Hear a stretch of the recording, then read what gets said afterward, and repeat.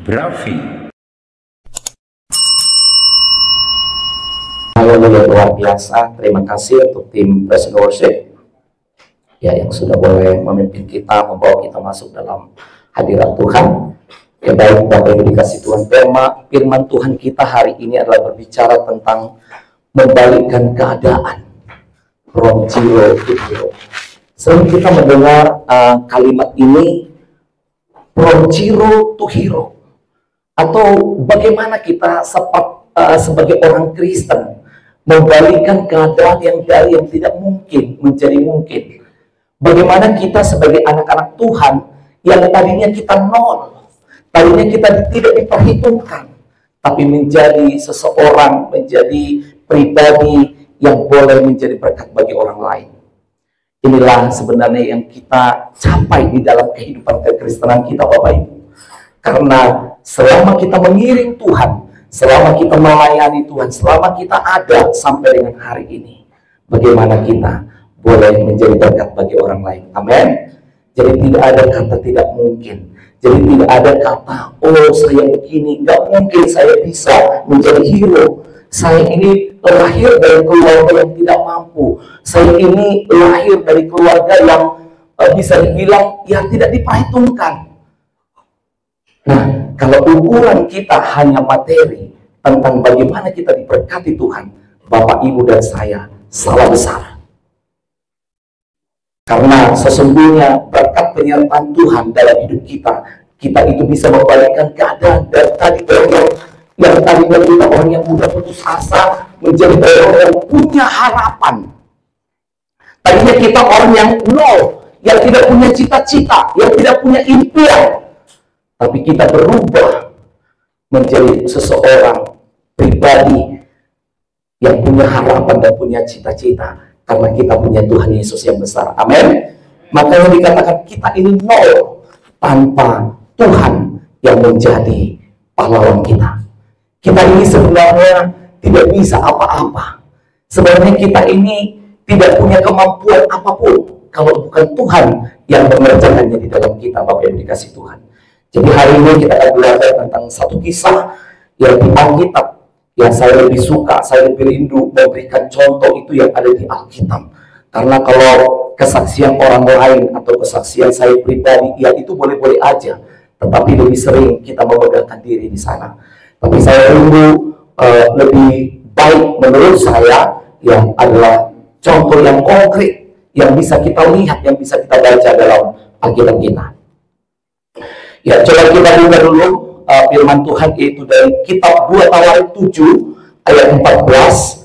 2 Tawarik pasal 7 ayat 14, di sana dikatakan, dan namaku yang atasnya namaku disebut, merendahkan diri, berdoa dan mencari wajahku, lalu berbalik dari jalan-jalan orang jahat, maka aku akan mendengar dari surga dan mengampuni dosa mereka serta memulihkan negeri mereka.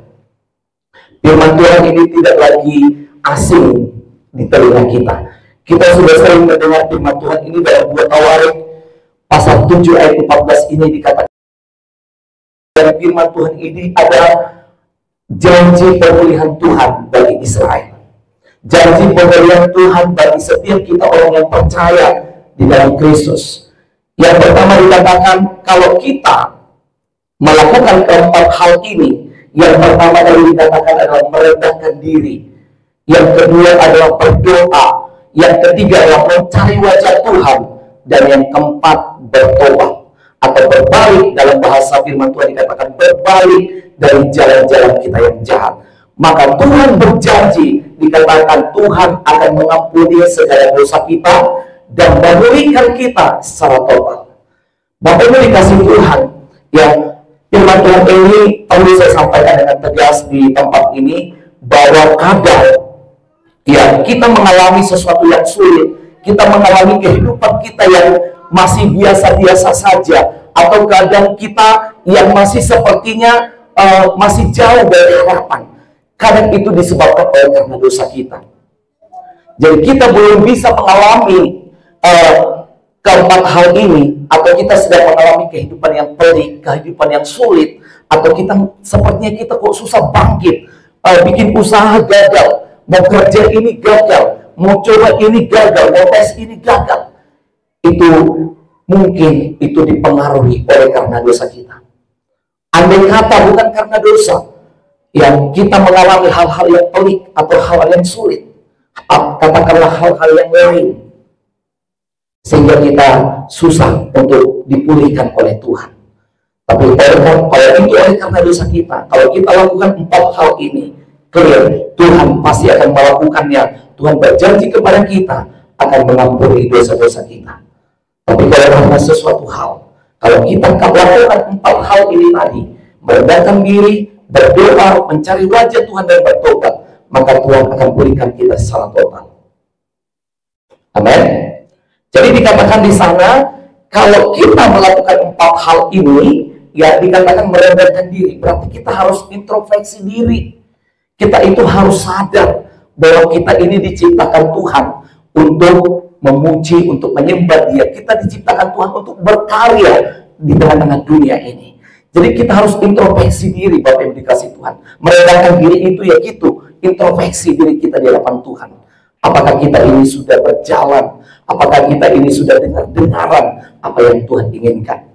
Nah, kalau kita sudah bisa introspeksi diri, maka kita harus berdoa. Berdoa artinya kita harus datang kepada Tuhan.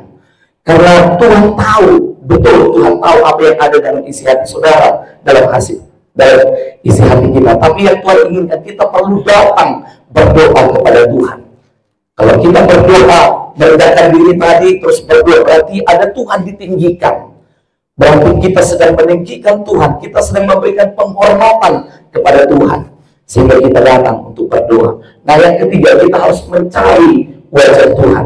Mencari wajah Tuhan ini berarti kita sedang melekat. Mencari wajah Tuhan itu berarti kita sedang membangun hubungan kita dengan Tuhan.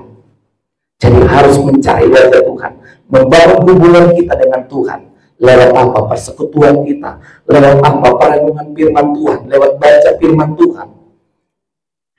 Kemarin ada satu ketua sinode kita katakan bahwa dia sudah baca Alkitab itu 16 kali. Sebelum dia selesai baca Alkitab, dia ganti Alkitab yang baru. Supaya apa? Supaya ada satu antusias untuk kita membaca lagi dengan Alkitab yang baru. Karena mungkin sudah dicorek-corek. Nah, saya juga mau coba itu. Mari Bapak Ibu kita lakukan itu. Jadi Bapak Ibu yang sekarang ada di program KBA, ya yang sudah mungkin sudah 2 atau 3 kali baca Alkitab, ya kalau bisa jangan baca Alkitabnya di handphone. Baca Alkitab lah, belilah Alkitabnya supaya kita lebih enak. Bawalah itu misalnya kalau lagi bekerja, ya kalau mau baca Alkitabnya di bis atau di jemput atau di mana, dia bawa. Begitu. Jadi lewat renungan itu kita bisa mencari wajah Tuhan itu ya lewat apa? Membangun hubungan. Hubungan itu harus dibangun sama seperti suami dan istri, yang atau di dalam satu keluarga. Kalau tidak ada hubungan yang harmonis, hubungan yang baik, kalau tidak pernah dibangun, maka di sana tidak mungkin ada namanya berkat Tuhan. Ya, jadi hubungan itu harus kita bangun bersama dengan Tuhan. Nah, yang kedua adalah berbalik dari jalan-jalan kita yang jahat atau bertobat. Nah, firman Tuhan ini clear. Ya, kalau kita melakukan 4 hal ini, Tuhan berjanji akan mengampuni dosa kita dan memulihkan keadaan kita secara total. Nah, Bapak Ibu dikasih Tuhan, kita akan belajar satu contoh di Alkitab kita, firman Tuhan bagaimana mereka dari sesuatu yang nol, dari sesuatu yang tidak diperhitungkan, dia menjadi sesuatu yang luar biasa oleh karena Tuhan turun campur tangan menyertainya. Jadi kita akan lihat ada satu keluarga yang bernama Korah, yaitu dalam Bilangan 16 ayat 1 sampai dengan 2 dikatakan, ya Korah bin Izar bin Kehat bin Lewi beserta Datan dan Abiram anak-anak Eliab dan On bin Pelet, ketiganya orang Ruben, mengajak orang-orang untuk memberontak melawan Musa beserta 250 orang Israel, pemimpin-pemimpin umat itu, yaitu orang-orang yang dipilih oleh rapat, semuanya orang-orang yang kenamaan. Nah, Bapak Ibu, Korah adalah orang Israel, orang Yahudi ya dia juga berasal dari suku Lewi. Nah, kalau kita pelajari bahwa di perjanjian lama bahwa suku Lewi adalah suku yang tidak mendapat bagian dalam pembagian warisan. Tapi suku Lewi dipilih Tuhan untuk mempersiapkan ibadah di rumah Tuhan, untuk melakukan pujian dan penyembahan kepada Tuhan. Dan Lewi yang dikatakan di dalam firman Tuhan Bilangan 16 ayat 1 sampai dengan 2 ini, ketika Musa dipilih Tuhan untuk memimpin bangsa Israel keluar dari tanah perbudakan masuk ke tanah perjanjian, kita tahu bahwa Musa memimpin lebih dari 2 juta orang ada di padang gurun untuk dibawa. Ternyata ada juga orang Lewi, ya, yaitu Korah bin Izhar ini, bin Kehat bin Lewi ini, mereka melakukan pemberontakan kepada Musa. Dikatakan Korah yang orang Lewi menentang Musa, Musa juga orang Lewi. Jadi bisa dikatakan seharusnya ya, kalau misalnya orang Batak nih, orang Batak dengan orang Batak biasanya itu punya hubungan yang dekat, gitu ya. Nah, ini juga sudah terjadi. Kalaupun hari ini misalnya sesama saudara atau yang selama satu marga pun tidak cocok, ya sudah terjadi dari zaman dulu, begitu. Nah, begitu juga ketika Musa memimpin bangsa Israel, yang ada pemberontakan, yaitu dari Korah yang seorang juga Lewi. Mereka sama-sama orang Lewi. Mereka memberontak, yaitu dengan kepala-kepala pemimpin itu 250 pemimpin. Artinya kalau satu pemimpin dia punya 10 orang, berarti bisa dikatakan bahwa orang yang memberontak kepada Musa itu ada sekitar 2.500 orang. Bagian dikasih Tuhan. Jadi kita lihat bahwa Lewi, si Korah ini, kalau kita lihat, makanya tidak ada orang Yahudi atau orang kita Kristen begitu memberi nama anaknya Korah. Ya, karena Korah itu adalah pemberontak. Korah itu adalah orang yang memberontak kepada Tuhan. Karena memberontak kepada Musa, tentu dia juga memberontak kepada Tuhan. Karena Musa itu adalah abdi Allah. Ya, apa dampaknya pemberontakan Korah ini? Nah, di sana dikatakan di dalam Bilangan 16 ayat 31 sampai dengan 33 dikatakan, baru saja ia selesai mengucapkan segala perkataan itu, maka terbelahlah tanah yang di bawah mereka, dan bumi membuka mulutnya dan menelan mereka dengan seisi rumahnya dan dengan semua orang yang ada pada Korah dan segala harta milik mereka. Demikianlah mereka dengan semua orang yang ada pada mereka turun hidup-hidup ke dunia orang mati, dan bumi menutupi mereka sehingga mereka binasa dari tengah-tengah jemaat itu. Jadi Korah dan semua orang yang mengikut, dan semua yang ikut dalam pemberontakan itu semuanya mati. Ya, Korah memberontak kepada Tuhan dan mati terkutuk. Jadi Korah ini image-nya di antara bangsa Yahudi, di antara orang Israel, bahwa Korah itu adalah pemberontak dan matinya terkutuk. Itulah image, itulah identitas yang diberikan oleh orang Israel kepada Korah. Sehingga itu nanti akan menjalar kepada anak-anaknya. Dan mereka pun itu mengalami diskriminasi. Anak-anak Korah, bahkan Korah yang nenek moyang mereka, dikatakan itu adalah seorang pemberontak dan matinya itu terkutuk. Karena itu tadi mereka ditelan bumi hidup-hidup.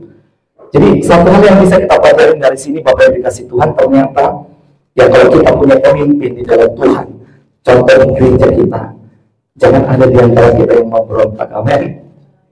Ya, kalau kita melawan Tuhan, melawan gembala atau melawan pemimpin kita, pemimpin rohani kita, itu artinya kita sedang melawan Tuhan.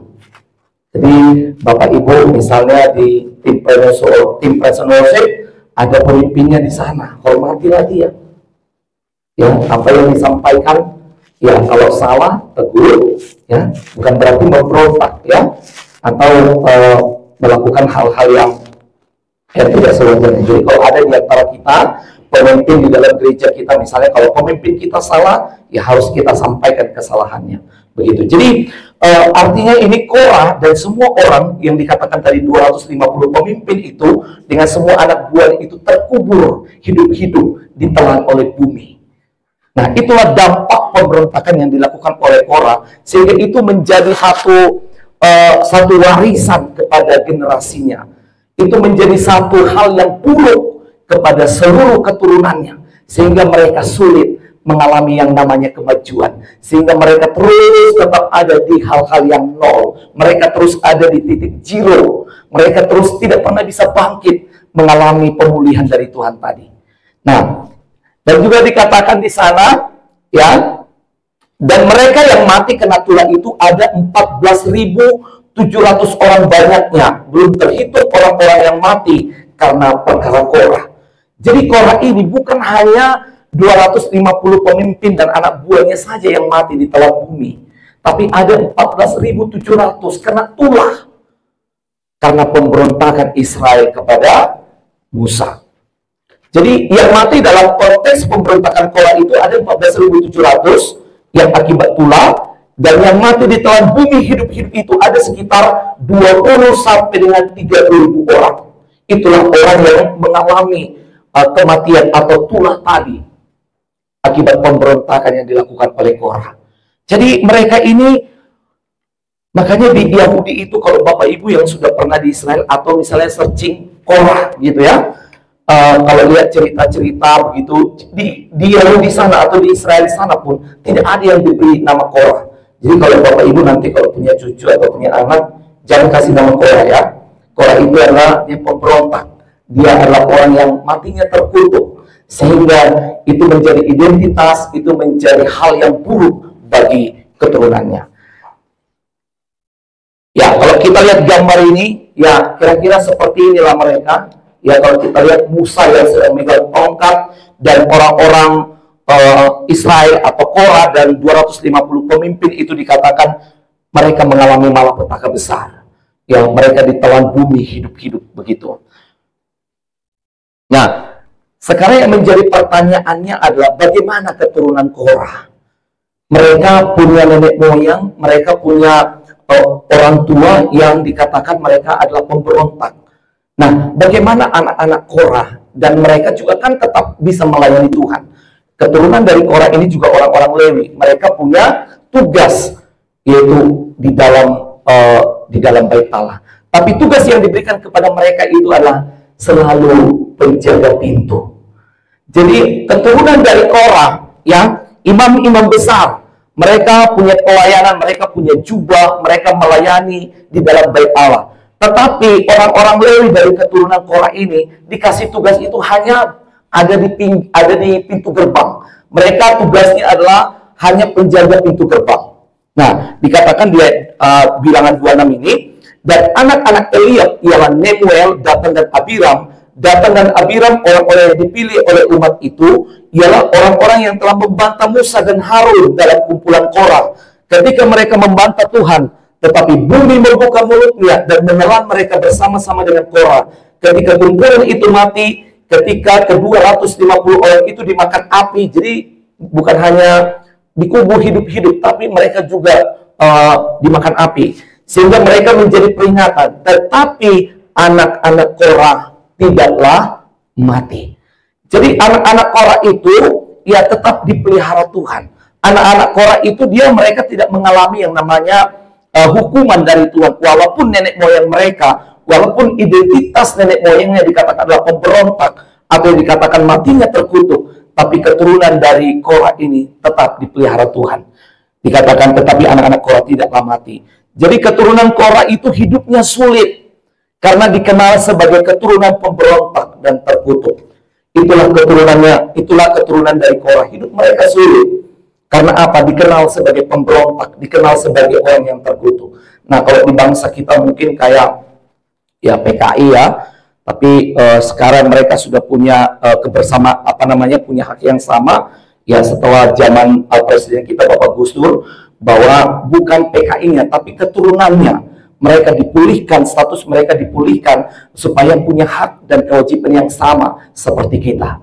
Nah, itulah yang dilakukan oleh bangsa kita terhadap contohnya PKI tadi ya, keturunannya. Tapi nenek moyangnya atau orang tua mereka itu kan tidak ada pengampunan. Tapi keturunan mereka, mulai dari Presiden Gus Dur itu, bahwa hak mereka, kesetaraan dengan mereka, dengan kita itu sama. Sehingga sekarang bisa kita lihat bahwa mereka juga sudah punya hak politik, mereka juga sudah punya hak untuk bisa di pemerintahan, kalau mereka misalnya punya qualified atau mereka berkualitas. Nah, kira-kira seperti itulah. Kalau kita lihat juga kan mereka sulit ya, mereka tidak punya hak untuk bisa berpolitik. Mereka tidak boleh bekerja di pemerintahan. Nah, mereka adalah orang-orang yang dikatakan tuh yang disingkirkan atau dikatakan dinomor duakan. Nah, begitu juga dengan keturunan Korah ini, mereka sulit.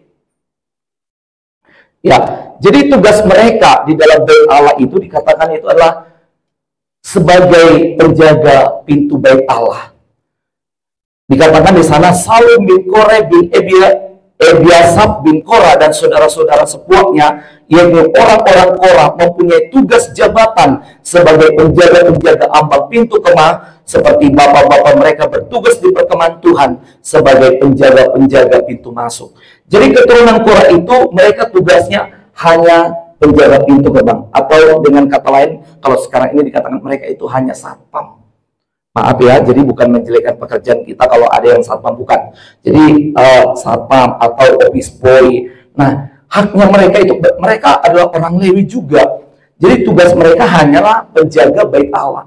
Mereka kalau ada yang bangsa Israel, orang Yahudi datang untuk memberikan persembahan kepada Tuhan, mereka itu hanya ketika mereka, itu mah nggak penting itu. Jadi mereka sering dikucilkan. Keturunan Korah ini mereka sering mengalami intimidasi. Sehingga mereka menyadari bahwa yang melakukan itu adalah nenek moyang mereka, orang tua mereka. Tetapi yang menjadi dampak dari apa yang dilakukan oleh orang tua mereka itu jatuh kepada mereka. Jadi sama seperti kita Bapak Ibu dikasih Tuhan. Makanya kita bersyukur adalah keluarga orang tua yang sudah dipulihkan dalam Tuhan. Kalau misalnya orang tua kita nggak bertobat, atau seandainya kita nggak bertobat, tidak ada hari ini, tidak ada di GB Eklesia, mungkin kita yang namanya KTP-nya Kristen, ya, tapi kita tidak pernah melakukan seperti orang Kristen atau orang yang percaya kepada Kristus, maka keturunannya itu, kutuk itu akan mengalir kepada anak-anak kita. Dikatakan itu sampai dengan 7 turunan. Jadi kalau ada orang tua kita misalnya yang masih terikat dengan kuasa kegelapan, masih percaya dengan roh-roh nenek moyang, nah itu akan mengalir, itu akan terus mengalami kutuknya. Makanya itu harus segera diputuskan. Makanya kita yang sebagai yang sudah lahir baru, yang sudah percaya kepada Tuhan, yang sudah terima Yesus sebagai Tuhan dan Juru Selamat kita, kutuk itu telah diputuskan. Maka mulai dari kita, anak-anak kita tidak akan mengalami hal itu. Tapi kalau ada orang tua kita yang masih melakukan itu, nah tugas kita lah untuk membawa mereka untuk kembali kepada Tuhan. Karena itu akan kutuknya itu, karena itu akan 7 turunan akan terus sampai kepada anak-anaknya. Nah ini juga yang terjadi kepada Korah dan keturunannya. Nah sekarang yang menjadi pertanyaannya bagi kita juga, bagaimana Bani Korah membalikkan keadaan mereka dari nol menjadi seseorang yang diperhitungkan setelah mengalami pemulihan dari Tuhan. Nah, seperti yang saya bilang tadi, kita mengalami pemulihan tidak bisa dengan kuat gagah kita. Kita mengalami dari yang tidak tadi diperhitungkan menjadi seseorang yang diperhitungkan, itu tidak bisa dengan kekuatan kita. Harus dengan caranya Tuhan. Harus dengan cara Tuhan. Kalau Bapak Ibu kita mau mengalami pemulihan dalam keluarga, pemulihan dalam ekonomi, pemulihan dalam pekerjaan, pemulihan dalam pelayanan kita, itu harus dengan caranya Tuhan. Tidak bisa yang lain. Jadi makanya dikatakan ini, bagaimana Bani Korah membalikkan keadaan mereka dari nol, dari zero, itu menjadi hero, menjadi seseorang yang diperhitungkan setelah mengalami pemulihan dari Tuhan. Nah yang pertama, dikatakan di Mazmur 42 ayat 1 dan 2. Kalau Bapak Ibu baca Mazmur, Bapak Ibu akan temukan di sana nyanyian Mazmur Bani Korah.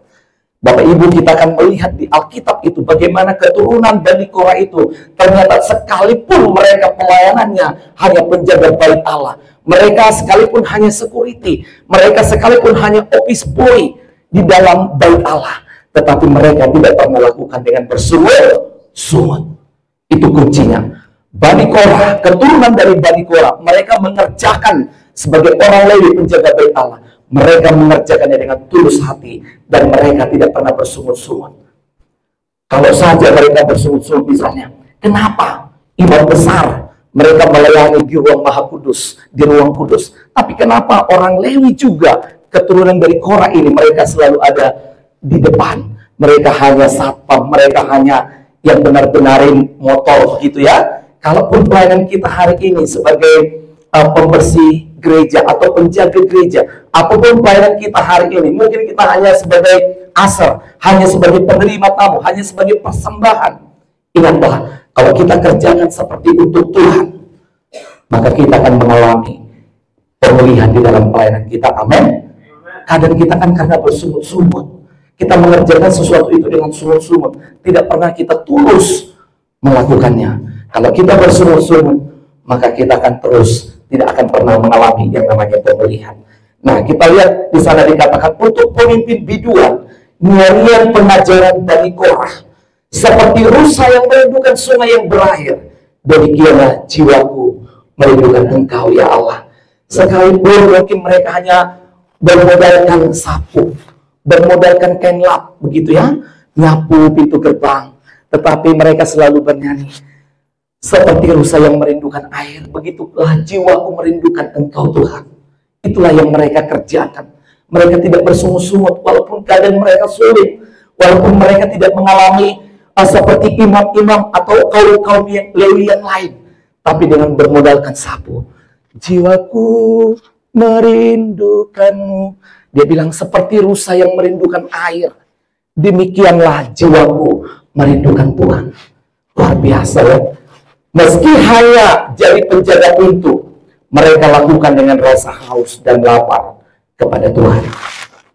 Bagaimana dengan kita Bapak Ibu yang dikasih Tuhan? Hari ini kita ada, tidak mungkin, tidak relevan lagi seperti Bani Korah yang di atas penik, di atas panas terik matahari, mereka harus menjaga pintu gerbang bait Allah. Mereka harus membersihkan pekarangan, mereka harus di bawah panas terik matahari dengan bermodalkan sapu. Tapi dia bilang, saya haus Tuhan, saya haus dan lapar akan Engkau. Ini satu nyanyian bagaimana mereka bisa menuliskan kitab Mazmur, nyanyian pengajaran Bani Korah. Boleh kita apa hubungannya penjaga pintu gerbang dengan menuliskan Mazmur ini? Seperti rusa yang merindukan air, demikianlah jiwaku merindukan Tuhan. Ada berapa banyak kita ketika kita melayani Tuhan, kita katakan kita haus, sekalipun keadaan kita sulit, sekalipun keadaan kita berat, sedang kita mengalami pergumulan, sekalipun hujan, kita mau tetap datang melayani Tuhan di tempat ini. Karena apa? Karena kita haus, karena kita lapar kepada Tuhan. Jangan pernah bersungut-sungut untuk melayani Tuhan. Amin. Kalau itu terjadi tadi, kalau kita tadi melakukan ini, 4 hal tadi yang di depan, dikatakan kalau kita merendahkan diri, berdoa, mencari wajah Tuhan, dan bertobat, Tuhan berjanji kepada kita akan mengampuni segala dosa kita. Tuhan juga berjanji akan memulihkan keadaan kita. Jadi anak-anak kami, anak-anak muda, ya, jangan pikirkan hari ini engkau lihat keadaan papamu, keadaan mamamu, pekerjaannya, hanya katakanlah hanya jualan, mungkin hanya sebagai tukang cuci atau apapun itu. Yakin bahwa engkau punya masa depan, ya, engkau punya sesuatu harapan di dalam Tuhan. Jadi kalian punya masa depan, kalian punya impian yang sama dengan orang-orang di luar sana yang mungkin orang tuanya punya berkat, mungkin orang tuanya kaya, punya pekerjaan yang lebih baik dari kita, tapi dari hal masa depan, dari hal mimpi, kita sama, kita punya hal itu juga di hadapan Tuhan. Jadi karena itu jangan pernah menyerah. Lihat keturunan dari Bani Korah ini, ya, orang tuanya, nenek moyangnya itu dikatakan pemberontak, matinya terkutuk, sehingga mereka turun kepada mereka dikucilkan, mereka hidupnya sulit, karena mereka hanya penjaga gerbang. Kita tahu kalau orang Lewi itu hidupnya adalah dari rumah Tuhan. Kalau dia hanya penjaga pintu gerbang, kalau dia hanya penjaga gerbang, berapalah yang dia dapat? Dikatakan untuk pemimpin biduan menurut lagu Gitit, Mazmur Bani Korah, sebab lebih baik 1 hari di pelataranmu daripada 1000 hari di tempat lain. Lebih baik berdiri di ambang pintu rumah Allahku daripada diam di kemah-kemah orang fasik. Jadi ini relate, berhubungan dengan pekerjaannya. Karena Bani Korah itu tugasnya adalah hanya penjaga gerbang, hanya yang membersihkan halaman, hanya yang nyapu. Makanya dia bilang, lebih baik saya 1 hari di pelataran rumah Allahku. Lebih baik saya 1 hari di pelataranmu daripada 1000 hari di rumah-rumah, di kemah-kemah orang-orang yang kaya, orang-orang yang punya uang tapi dilakukannya dengan korupsi, dilakukannya dengan menipu banyak orang. Lebih baik saya 1 hari di pelataran Tuhan, walaupun saya hanya sebagai seorang penjaga gerbang baik Allah. Dan dia di kemah-kemah orang fasik. Orang fasik ini kan tahu kebenaran, tapi ditegur dia tidak terima. Orang fasik itu tahu firman Allah, tapi dia lakukan yang salah. Ketika ditegur dia nggak terima, dia marah. Itulah orang fasik. Makanya dikatakan ada ujian, jadi penjaga pintu yang nggak apa-apa, asalkan dekat dengan Tuhan. Penjaga pintu gerbang nggak apa-apa lah, asalkan dekat dengan Tuhan. Yang hati kemurahan Tuhan, itulah yang kita ingini dalam hidup kita. Amin. Menikmati kemurahan Tuhan. Jadi kalau kita masih bisa menikmati kemurahan Tuhan, saudara, kita tidak akan lagi lesu. Iman saudara tidak akan lagi loyo. Kalau kita menikmati kemurahan Tuhan, kita akan punya semangat, punya sukacita di dalam Tuhan, dalam menjalani kehidupan kita ini. Jadi mari terus alami, nikmati kemurahan Tuhan itu. Amin. Ya, sedikit lagi ya. Di sana dikatakan, nah, yang bisa kita lihat adalah apakah Tuhan diam dan tutup mata. Ya, perhatikan apa yang Tuhan buat untuk Bani Korah. Jadi ternyata kalau kita datang sungguh-sungguh tadi melakukan 4 hal tadi, ya Tuhan tidak tutup mata kepada saudara dan saya. Tuhan tidak akan pernah tutup mata kepada gereja kita, saudara. Di sana dikatakan dalam firman Tuhan di 2 Tawarik, lalu berlututlah Yosafat dengan mukanya ke tanah, seluruh Yehuda dan penduduk Yerusalem pun sujud di hadapan Tuhan dan menyembah kepadanya. Kemudian orang Lewi dari Bani Kehat dan Bani Korah bangkit berdiri untuk menyanyikan puji-pujian bagi Tuhan Allah Israel dengan suara yang sangat nyaring. Keesokan harinya pagi-pagi mereka maju menuju padang gurun Tekoa. Ketika mereka hendak berangkat, berdirilah Yosafat dan berkata, dengar, hai Yehuda dan penduduk Yerusalem, percayalah kepada Tuhan Allahmu dan kamu akan dapat teguh. Percayalah kepada nabi-nabinya dan kamu akan berhasil. Setelah ia beriring dengan rakyat, ia mengangkat orang-orang yang akan menyanyi nyanyian untuk Tuhan dan memuji Tuhan dalam pakaian kudus yang semarak. Pada waktu mereka keluar di muka orang-orang bersenjata sambil berkata, nyanyikanlah nyanyian syukur bagi Tuhan, bahwasanya untuk selama-lamanya kasih setianya. Bani Korah sebelumnya mereka hanya penjaga baik Allah, tapi di zaman Raja Yosafat diangkat. Mereka diangkat menjadi sesuatu yang luar biasa. Mereka menjadi pemuji di bait Allah dengan pakaian yang semarak. Mereka punya jubah untuk memuji dan menyembah Tuhan. Jadi tidak ada yang mustahil dalam Tuhan. Amin. Kalau kita datang sungguh-sungguh kepada Tuhan, percaya Tuhan bisa angkat saudara. Anak-anak kita juga bisa Tuhan angkat. Mereka akan menjadi pemimpin di generasinya. Jangan pikirkan hari ini, kita lihat ke depan. Ketika kita berserah kepada Tuhan, maka Tuhan akan menolong kita. Bani Korah juga begitu. Di zaman Raja Yosafat mereka mengalami pemulihan. Sehingga dikatakan Bapak Ibu, tadinya kita ya dari zero to hero, ya from nothing menjadi something. Kita tadinya tidak ada apa-apanya, tapi kita jadi diperhitungkan. From no one menjadi someone, from nobody menjadi somebody. Orang akan melihat kita, oh beda ya. Keluarga ini beda, keluarga eklesia ini beda. Mereka tadinya kita ini datang dari kampung dengan sulit, kita datang dari kampung, kita bekerja, berkeluarga di sini. Dengan kita lahir baru, terima Tuhan, kita melayani, kita mulai melihat pemulihan demi pemulihan di dalam keluarga kita. Usaha Bapak Ibu diberkati Tuhan, dibuat Tuhan berhasil, apapun yang dikerjakan, dibuat Tuhan. Anak-anak mereka menjadi anak-anak yang baik, yang mengerti keadaan mereka. Mereka juga merasakan seperti anak-anak yang di luar sana. Tapi anak-anak kita mereka tahu keadaan orang tuanya, sehingga mereka mau belajar sungguh, mau menerima apa adanya, keadaan orang tua. Itu kan sesuatu hal yang baik, itu kan sesuatu hal yang luar biasa, karena banyak di luar sana ya, sehingga orang tuanya itu stres. Banyak orang tua yang pusing, banyak orang tua yang stres, banyak orang tua yang bunuh diri. Karena apa? Karena anaknya. Karena zaman sekarang ini, kalau kita lihat perkembangan zaman, anak-anak maunya ini, maunya ini, maunya ini, tapi kemampuan orang tua tidak pernah dilihat, sehingga banyak orang tua yang bunuh diri. Nah, kita bersyukur kita anak-anak Tuhan, anak-anak kita juga mereka menyadari seberapa kemampuan, batas kemampuan dari orang tua mereka, sehingga mereka juga terus tekun ya mengerjakan. Kalau mereka lagi sekolah, mereka sekolahnya benar, sehingga mereka nanti bisa berhasil. Jadi banyak orang membalikan keadaan menjadi dari nol menjadi sesuatu. Nah, bagaimana dengan kita? Ini yang menjadi pertanyaan besar. Jadi yang terakhir adalah supaya kita bisa mengerjakan itu, mari kita lakukan 4 hal ini. Yang merendahkan diri, berdoa, mencari wajah Tuhan, bertobat. Maka membalikan keadaan kita menjadi lebih baik harus dengan caranya Tuhan dan menyenangkan Tuhan. Harus dengan cara Tuhan dan menyenangkan hati Tuhan. 4 hal ini kita kerjakan Bapak Ibu. Dikatakan bahwa dosa kita akan diampuni dan kita akan mengalami pemulihan. Amin. Brafi